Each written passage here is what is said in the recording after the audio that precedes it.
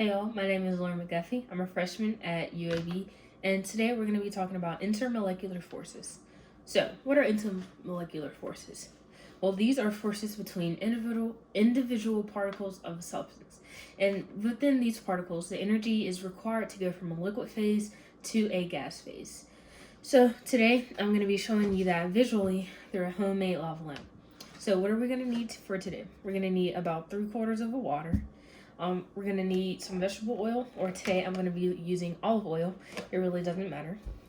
Some Alka-Seltzer tabs, and a clear container. It can be glass or plastic. It really does not matter. And lastly, instead of food coloring, I'm going to be using liquid water enhancer because it serves the same purpose kind of food coloring, so it really doesn't matter which I use.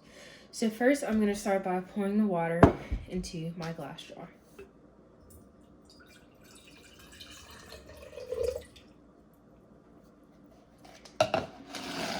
Next I'm going to fill the oil up to about right here.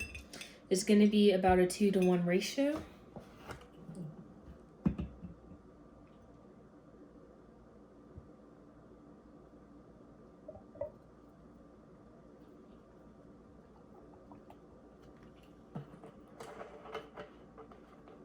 And you can note how the oil is not mixing with the water, how it is separate. You can see it very distinctly in the 2 separate layers.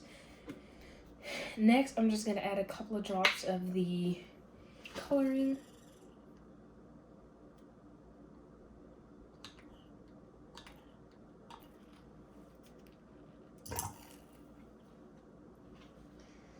That should be enough. And finally, I am going to take my Alka-Seltzer tabs, and I'm just gonna break them up so that they can dissolve easier.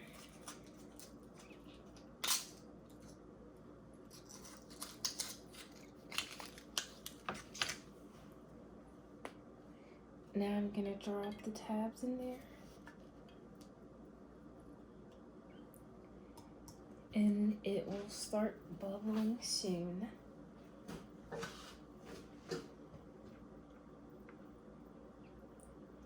As you can see, the coloring is forming into little dots that are working their way up to the top.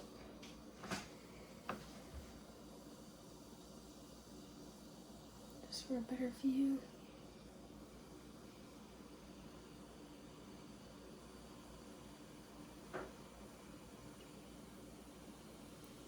So let's talk about what's happening here.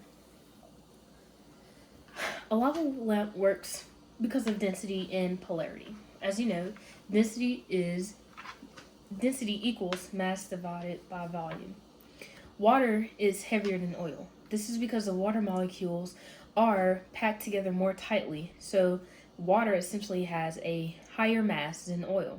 And since the water is more dense, this makes it sinks to the bottom. Now, what prevents the water and the oil from mixing together? It's polarity. Water molecules are polar because they have non-symmetrical electrical charges that affect other atoms.